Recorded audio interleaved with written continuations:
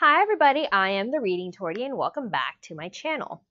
Today I will be doing a video that I am so excited to make. I'm sure everybody knows what it is, but for anybody that doesn't know, and this is your first video that you've tuned in, it is the movie review for Call Me By Your Name, which should be completely releasing all around the country mid-January, sometime in January. So I watched the movie December 21st, I believe, and it was magical. Absolutely beautiful. Wasn't disappointed. It's different. It's different, y'all. We all know, people have seen it, we've all had discussions. It's different. You know from the trailer immediately that it is. But I couldn't bring myself to be disappointed because it was so wonderfully executed.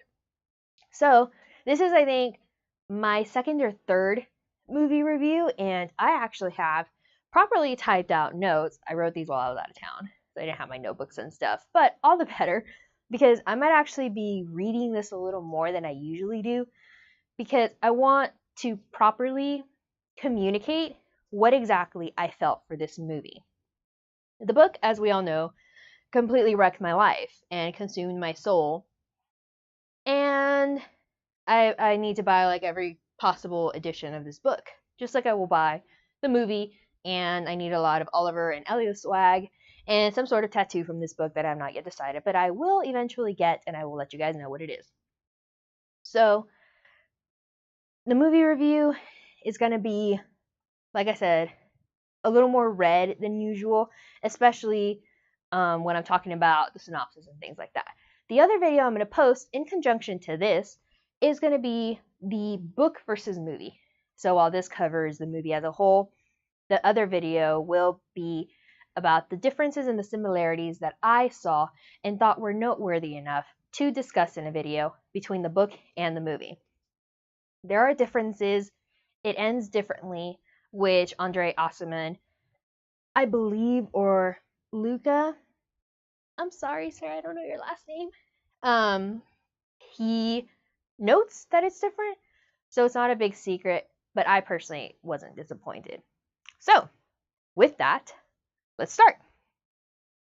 I actually didn't purposely go out and buy this for this video. I do have a bunch of like clipboards lying around because I'm an office supply hoarder. So if there's ever an episode on hoarders that a local Austinite woman decides to be buried in post-it notes, that's me. So, the movie was a beautiful tease for the magnificent book that does not disappoint. The love confession was a precious and beautiful afterthought, so precisely and delicately executed that it was presented to us with so much normalcy and statement of fact that it was a silent explosion that you couldn't help but sit in awe at the absolute beauty of it all. If you disagree, let me know, because I just was astounded by how beautiful it was. It was so beautiful, guys. Like, you don't even understand. And I seriously sat there and I cried all through the movie. I was whimpering and whimpering and trying not to disturb the other patrons.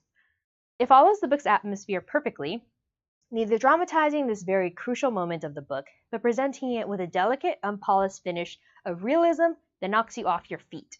It is so naturally woven into the movie, you see it only as a logical continuation of a love story that is neither dramatic nor exaggerated, but genuine, honest, and sincere. And something that we have all loved about this book is how raw, genuine, and honest it is. So I'm really happy the movie captured that. Something that they've been asked, Armie Hammer and Timothy Chalamet, I'm sorry, I probably mispronounced his name, the peach scene. The peach scene, though a bit different, gave us a delicious treasure that we should not discount or take lightly. There was a vulnerability present that is left up to interpretation and slight ambiguity in the book that is laid bare in the movie with raw feelings that cannot at once or ever be disputed. So the peach scene, while maybe overlooked in the book, sometimes the dialogue might be overlooked, overwhelmed by the whole peach situation. It's really all up in your face in the movie, and there is an extra layer of vulnerability that is not in the book that I think was wonderful and amazing use of artistic liberty. So I was not disappointed. Let me know what you guys thought though. The movie was a fabulous sneak peek and introduction to the wonder, glory, and magic that the book presents to us in a no-holds bare-knuckle fight that just attacks you without a single bit of remorse, compassion, or redress. And we love it, and we eat it up. I do anyways. Although the book might give us the closure in one way or another, the movie might not, there is something magical about the ending and the final phone call before the tenderly desperate closing scene at the fireplace. That closing scene to me was, I think, perfect. I could not imagine the movie ending any other way. And it's not really a spoiler, but it ends so powerfully that I kind of sat there in the theater afterwards and I'm like, this is it. And I sat there and I cried along with Elio, and it was so desperate. And I was so desperate for him and for myself. I loved it. So it was so worth it. Let me know if you disagree. This is completely an open discussion. There are many differences in the movie and the book, but I cannot bring myself to be upset about it because of how exquisite the entire experience still was. So that's generally the review for the movie. Now I talk about the characters. The characters in the movie are a little more controlled, I think. Elio is still very fluid, but he is the same spastic in a very tender and loving way, or he has the same stream of consciousness quality that is present in the book. He's nervous, he's anxious, he's everything and nothing all at once, and I believe the movie did the book great justice.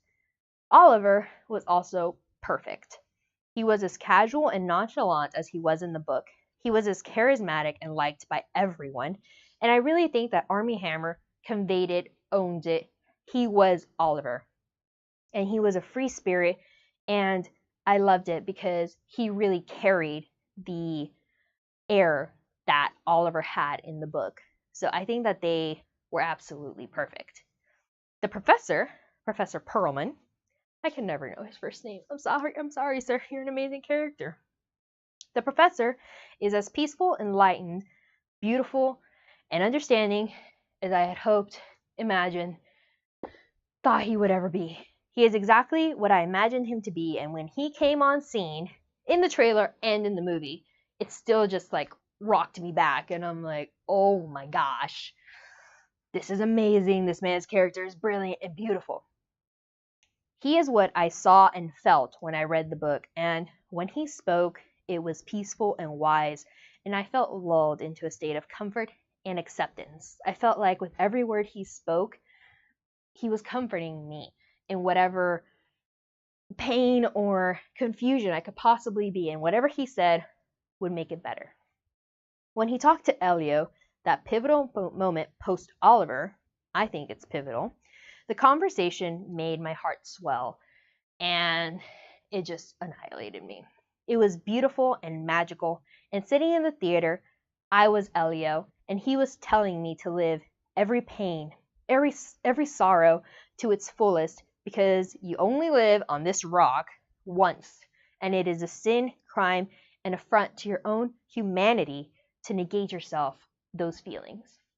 And when he said that, I was stunned. Like, yeah, we all know this, live in the moment, be present.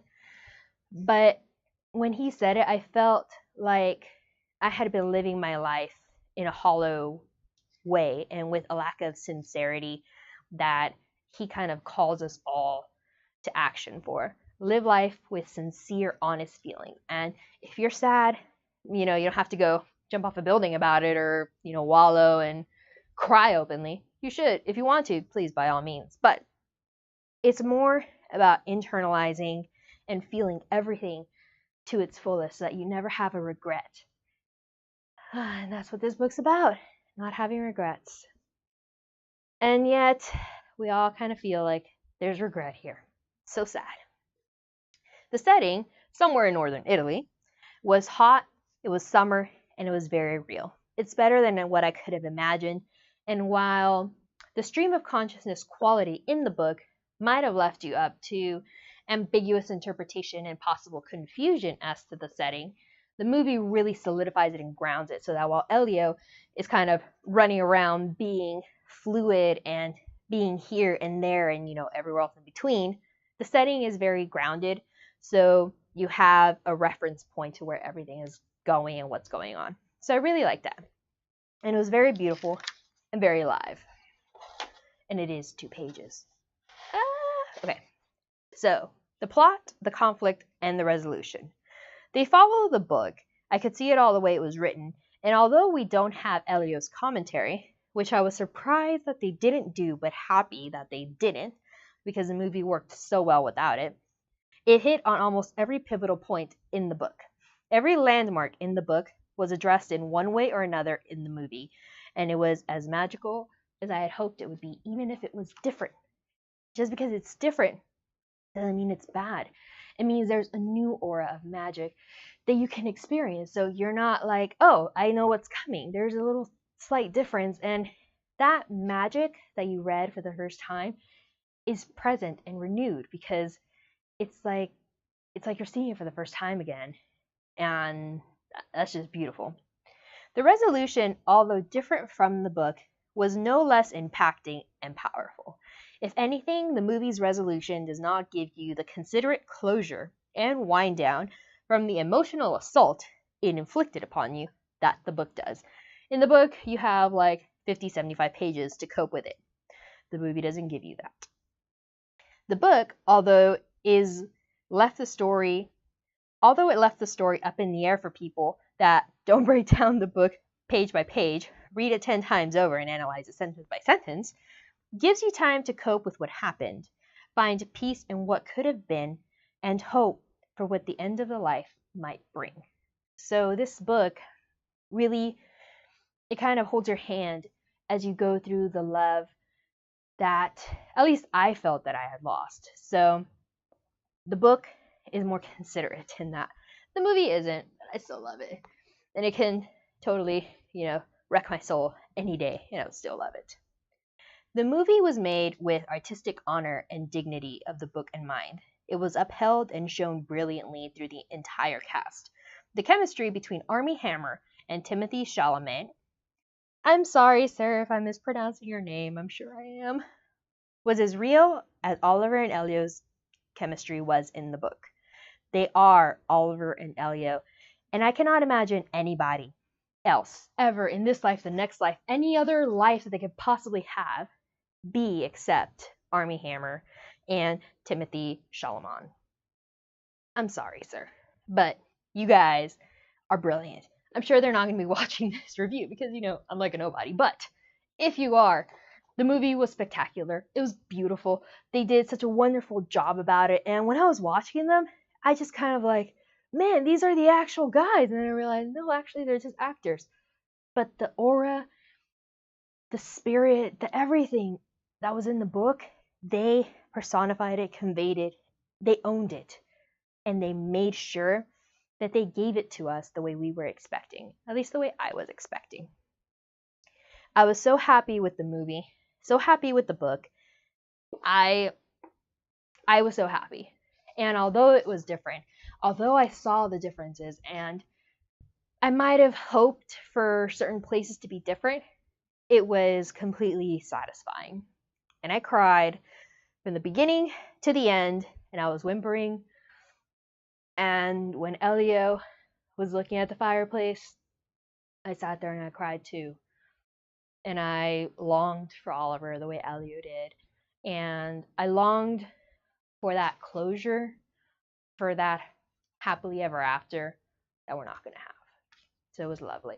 The movie was also extremely quotable. I don't know if it was on purpose, but I thought it was really cool that for every quote in the movie, there's almost a counter quote in the book. And it might have been on purpose because everybody is like, they're geniuses. They're mad, lovely geniuses. So I want to believe it was on purpose. But I feel like every memorable something they said in the movie is slightly different than what a slightly memorable something, which is like every other word in this book, they said in the book. So that is my movie review. I'm sorry I read it. I mean, I try not to, but I really, really want to try to coherently explain what I thought about this movie. I wrote this review like an hour after I watched the movie. I waited a couple days. I let it sink in. I reread it. I re-edited it. Right before this video, I sat down and I'm like, okay, let's go through it one more time. And I was very, very happy with it. So, like I said, I usually try not to read off stuff. I usually try to make it a little more personable. But I really wanted to do justice to the film. And I think that kind of is more important than me trying to be like goofy and dynamic. So I hope you enjoyed this movie review. Let me know if you agree, if you disagree, if you totally hated the movie. Let me know. I totally respect everybody's opinion. We can all have different opinions, and let's have an awesome, constructive discussion about the movie. So that's it for this review. Let me know what y'all thought, and let's continue talking about Call Me By Your Name, because that's always a good thing. When in doubt, talk about Call Me By Your Name. So, thank you guys for stopping by. Be safe, and I'll catch you next time. Bye!